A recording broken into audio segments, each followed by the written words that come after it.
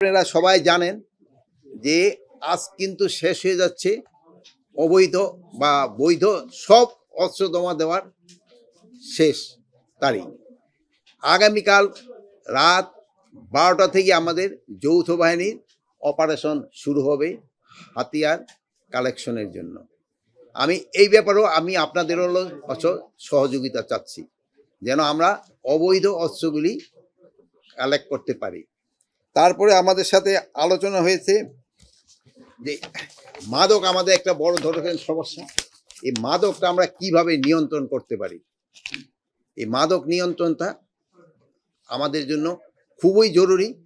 এই জন্য আমরা বিভিন্ন ধরনের পদক্ষেপ নিতে যাচ্ছি, যেন এটা নিয়ন্ত্রণের ভিতরে চলে আসে এবং মাদকের গডফাদারদের যেন আমরা আইনের আওতায় আনতে পারি।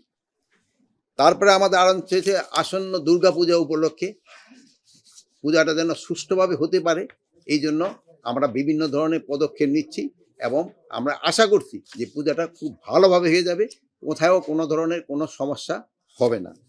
তারপরে আমরা মিয়ানমার সীমান্ত আমাদের একটু সমস্যা আছে, আপনারা জানেন। ওই সমস্যা সম্বন্ধেও আমাদের আলোচনা হয়েছে। এইগুলি আমাদের আজকাল এই আলোচনার বিষয় ছিল।